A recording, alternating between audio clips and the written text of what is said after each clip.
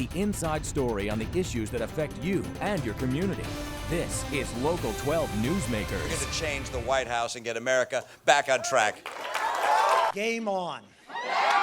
I've been to New Hampshire 30 times and have been more times and done more events than anybody but John Huntsman, and he cheats, he lives there. We will go on. We will raise the money. I have no doubt about the volunteers. I'm convinced that the Republican Party will pick an heir of Reagan, a committed conservative, and somebody with a track record of changing Washington. Good morning and welcome to Local 12 Newsmakers. I'm Dan Hurley. On Tuesday, 125,000 Iowans turned out to cast the first votes in the 2012 presidential primaries. In the process, launched the 2012 election process. That doesn't sound right. Ohio will hold its primary on March 6th. By that time, a little more than 8 weeks from now, the Republican presidential contest may have narrowed to 2 or 3 active candidates. But the presidential campaign is only one race. A host of state and local contests will determine the choices we have in November for the Ohio Senate seat, 3 regional congressional seats, and numerous state offices. To set the backdrop for the 2012 Ohio primary campaign, I'm joined this morning by the chairs of both major Hamilton County political parties. Alex Triantafilou is the chairman of the Hamilton County Republican Party. Mr. Triantafilou is an attorney with Dinsmore Shoal. Tim Burke is the chair of the Hamilton County Democratic Party. Mr. Burke is an attorney with the firm of Manley Burke. By virtue of their roles with the parties, they also are members of the Board of Elections and responsible for overseeing the elections themselves. Mr. Triantafilou is the current chair of the board. Welcome back to Newsmakers. Thanks for having us. Thanks, Dan. A lot of things here. Alex, let's start with you. Just reactions to Iowa? Well, I think it wasn't unexpected. I mean, we saw the Santorum surge. It was his moment to rise up in Iowa. Several other Republicans had sort of been in the lead, so that wasn't a surprise. And I don't think anybody thought we were going to sew this thing up in Iowa, so not surprised to see that we're going to continue this primary for a while. On the presidential level, do you think it's still a contest by March, primary in Ohio? I think there's a good chance it will be. You know, of course, we moved our primary up to March the 6th, so right. I expect we'll get some attention here in Ohio. Let me ask a different case. There was not a primary contest on a presidential level in Iowa, technically, the other night. Tim, but let me ask you, and then I want Alex's reaction to this as well. As party leaders, people who are responsible for the party organizations, how do you feel about primaries? Presidential? No, primaries in general. Boy, that's a tough question because sometimes they are dangerous for a party. They can tear the party apart. They can hurt even the successful candidate. So my preference is to avoid primaries. Sometimes that is unavoidable, and you have to deal with it. I will tell you that on a national level, we're loving what's happening on the Republican side, and right now I'm rooting for Newt Gingrich to go out there and get him like he's promised. Alex, how you feel? Well, you know, we agree probably on the primary process. You know, we like beating up Democrats, not other Republicans, but which is obviously Mitt Romney's trying to make it his approach. Yeah, he has this interesting approach, I think, where he's got his super PAC, you know, doing the work of contrasting himself, but he himself is focused on the president. So, you know, like Tim said, I mean, we prefer not to have those, but occasionally they happen, and they can be good for the party. They give our activists and our supporters and our voters an opportunity to have their voice heard. So, you know, the voters pick our candidates essentially, and I hear that a lot about people being upset sometimes about who the candidates are. Well, the voters in Iowa, and New Hampshire, and South Carolina, and Florida, and eventually maybe even Ohio, they'll select who the nominee is, not some party head. Well, and also on all these local races that we're really going to focus on this morning, whether it's for a House district or whether it's for Congress or whatever it happens to be, you're right. These are, sometimes I think people don't fully understand primaries. They are for the party. They are not just, I think sometimes people say, well, why can't I vote in the Democratic primary, or why can't I vote in the Republican primary? I think people are somewhat confused at times. Well, you go back to high school civics lesson and the difference between an open and a closed primary, and that's still an issue here in Ohio, and I still recall with some anger the quote on the front page of the Cincinnati Enquirer after the Ohio primary 4 years ago, when a woman said, "I voted for Hillary Clinton so I could vote against her in November." That's not what primaries are about. The party is supposed to pick their standard bearer, not the other side. Yeah. So it's good just to recall what the purpose of a primary is. Now, one of the big issues, and then we're going to turn our attention here to the congressional questions in U.S. Congress. On the Senate level, we've got a contest that is very important. You got a Democratic incumbent, and I think we've got a slate that we can put up here of Sherrod Brown and Josh Mandel, who are the two, and this is not a primary. These are one's a Democrat, one's a Republican. Sherrod Brown's the incumbent. Josh Mandel is the Ohio treasurer at the moment. But are there any challengers on either side to these two? There's a write-in candidate who's filed against Sherrod, but Sherrod will be the Democratic standard bearer, and this is going to be one of the most hotly contested races in the country for a United States Senate seat. What about on the Republican side? Yeah, we expect that Josh Mandel will be our candidate. There may be a couple of folks who've jumped in that, but Josh has clearly taken the role of leading our effort. We're going to come across this in a later race. Write-in candidate. What makes a person an official write-in candidate? You have to register as a write-in candidate in order to have your write-in votes counted. Okay. So on election day, you could go in and write somebody's name in, but it's not going to... And as we know from having looked at lots of ballots over the years, there are people who will do that. Okay. But the votes are not counted unless an individual has registered by the deadline to be a write-in candidate. Okay. Let's take a look at, and a lot of this backdrop is about the redistricting. And let's take a look at the congressional. We have the Ohio congressional redistricting, and I know there's so much detail. We'll focus in on our area in a minute with a different map. But Ohio lost 2 congressional seats this year, which means the lines had to be redrawn. Somebody's going to get hurt.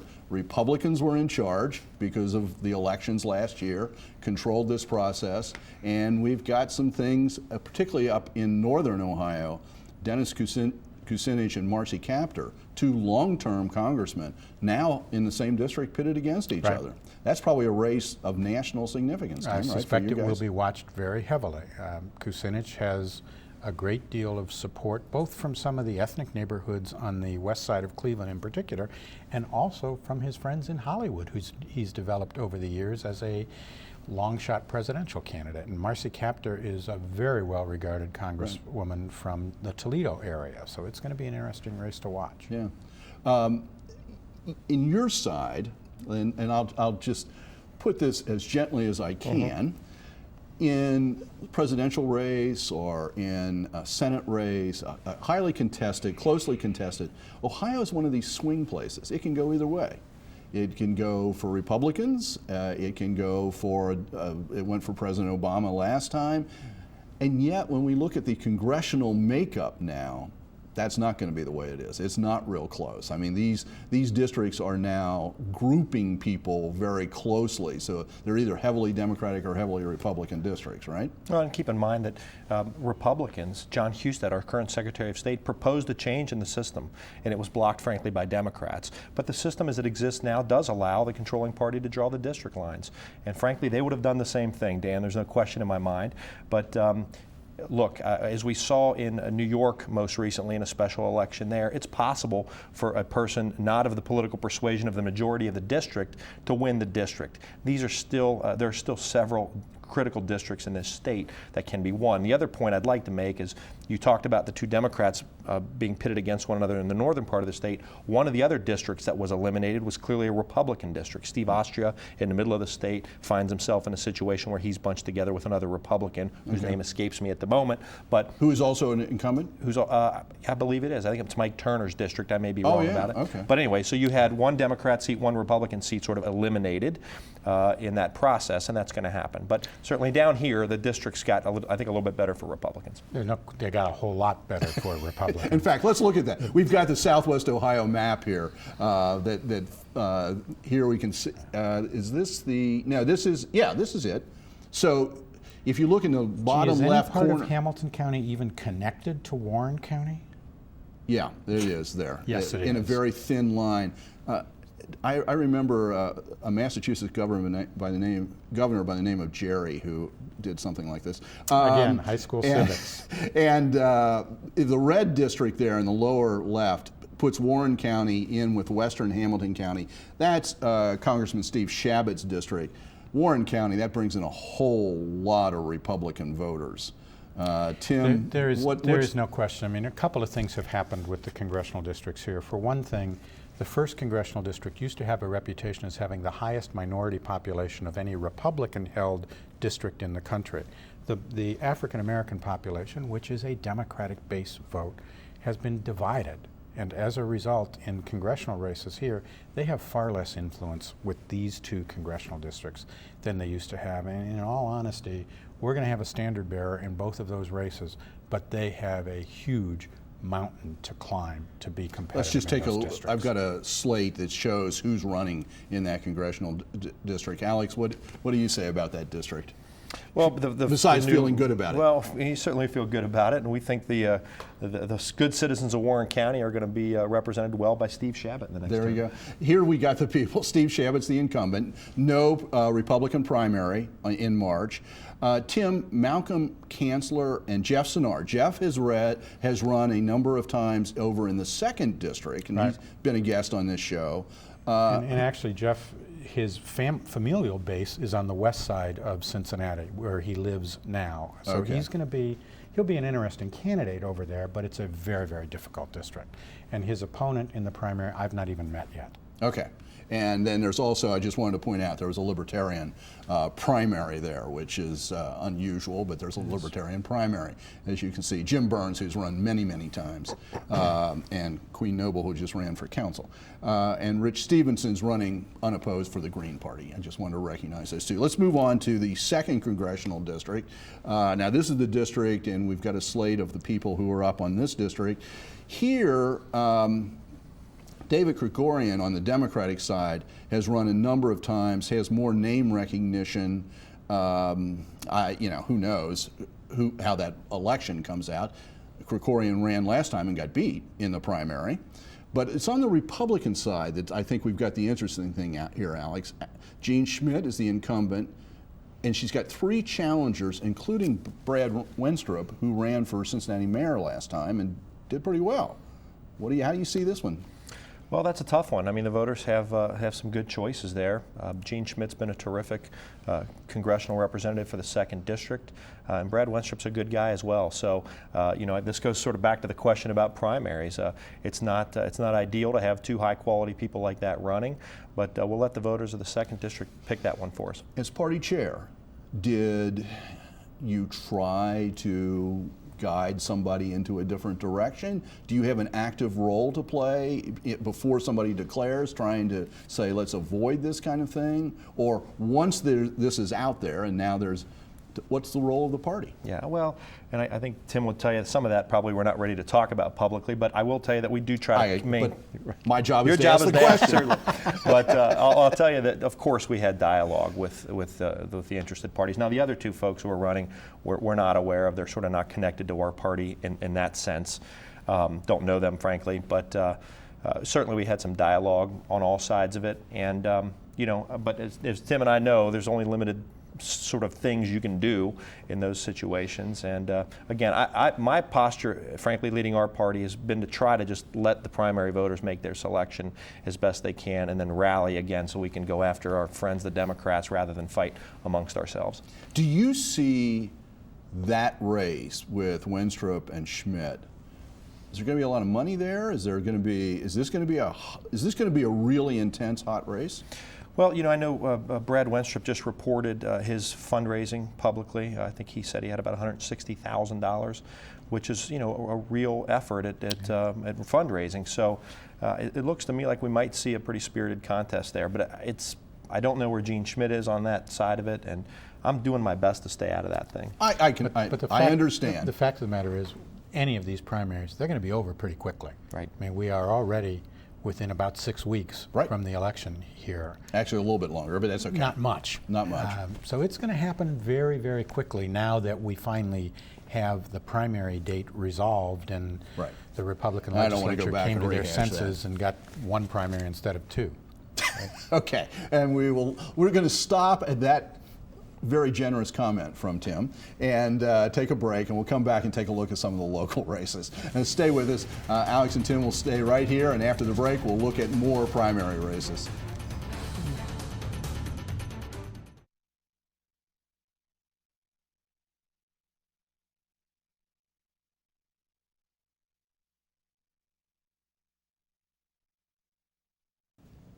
Welcome back. The Ohio primary will be held on March the 6th. By the way, Indiana will hold its primary on May the 8th, and Kentucky primary will be on May the 22nd this year.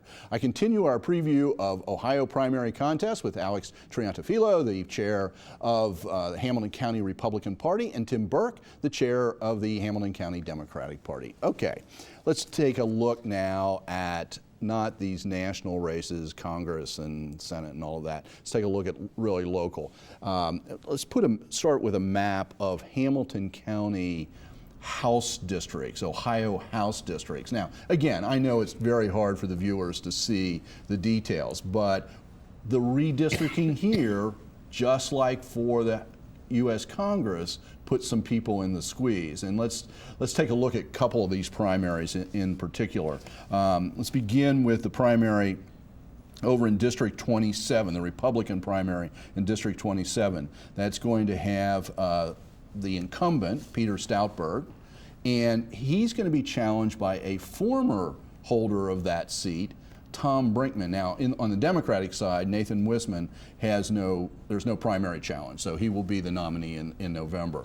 Alex, what do you say about these two? This really does represent that case where American parties are these great big, because we have a two-party system, they're the great big umbrella parties. It's not like Europe and a parliamentary party. We work out all these factions in our primaries, really. So here you're talking about two people coming from different wings of the party. So what can you tell us about Well, this? you know, one of the few things we have in common, I think, is we do have this responsibility to keep our tent together, to keep our party together. And that is your job, yeah. And, you know, that is the most complicated part for me, I think, and I think on both sides of it, because you recognize there are various views within the party. In that district, again, these are two good people. Peter Stoutberg's been a terrific member of the State House of Representatives.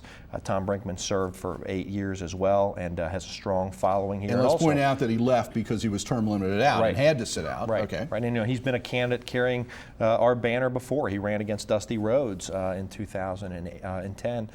So you know, they're both members in good standing of the party, and you know, the primary will select our candidate there. Given the personality from the outside, is this fair? Given Tom Brinkman's personality, this should be a pretty spirited race? I expect it'll be spirited, yeah. And, you know, Peter's a very professional person as well, and has worked very well and is just very effective. And, you know, Tom works the grassroots very effectively, so that's one to watch. Tim, this is all about your representative ultimately, isn't it? It's my home representative, you're right. It will be an interesting one to watch. Tom, in particular, is a very interesting candidate. He is. He is very far to the right on fiscal issues, on most social issues, but he is so far to the right that he almost becomes libertarian on certain issues related to criminal penalty reform, related to drug penalty reform. He actually has a very good record on environmental issues, which surprised the heck out of me when I found out about that. It's going to be an interesting race to watch. He's very straightforward, for example, on the death penalty. Exactly. The death penalty. I mean, the thing about Tom is he tells you exactly where he is. Yep. Yep, you know where he is. And he does it with spirit. He does it with spirit. So, and by the way, I'll be inviting these close races. The candidates themselves will be on in February as we lead up. That's what the whole goal of this show is all about. Let's move over to another spirited race on your side, Tim, over in the 31st district. And that one's already gotten tense, because we just had to wrestle through a fight before let's put the up Board the of slate Elections. so we can show who's involved here. On the Democratic side, Luke Brockmeyer, Denise Driehaus, who's an incumbent in a district that's being reshaped, and she's had to move into this new district, and Terry Tranter, who used to be in the state legislature and lives in that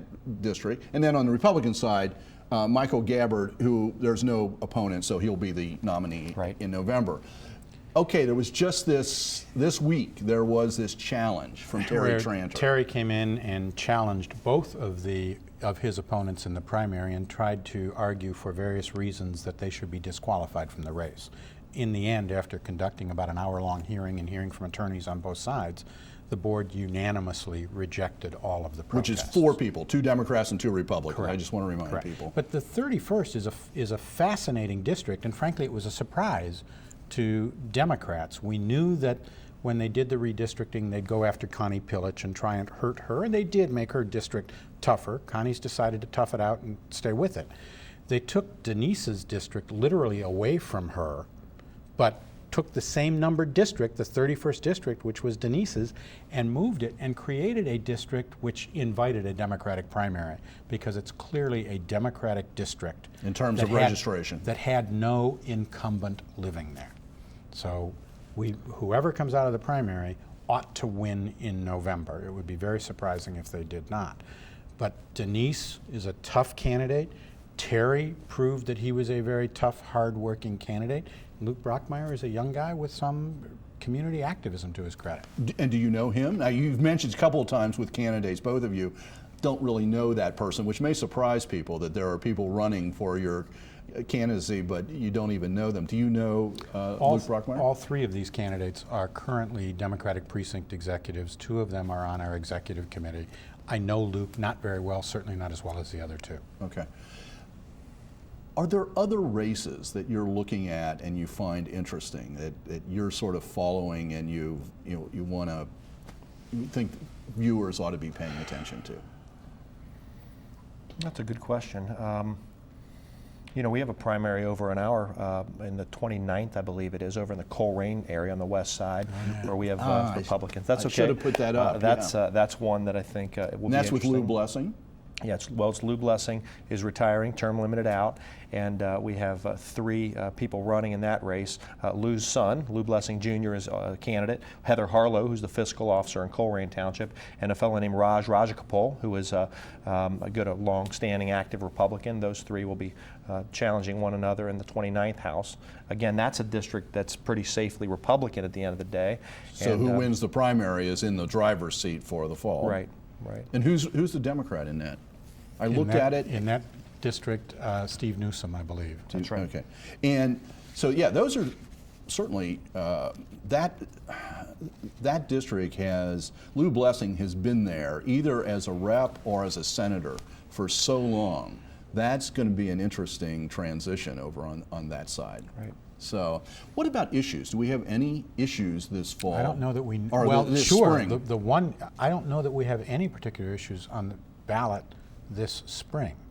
In the fall, I know the we one do. big issue that is on the ballot is the Republican voter suppression legislation that we've taken to referendum. The voter fairness legislation and creating some fairness in the process. The House bill number on that is 194. Okay. And Tim, why is it an issue for you? Because it's done a lot to try and reduce people's opportunity to vote. It's cut back the hours that we can be open for early voting. It's cut back the ability of boards of elections to send out to voters. When we send out mass mailings, we in the past, and both parties have agreed with this, have included in those mass mailings applications for absentee ballots, because it helps the boards when voters do vote early. It helps us get through an election.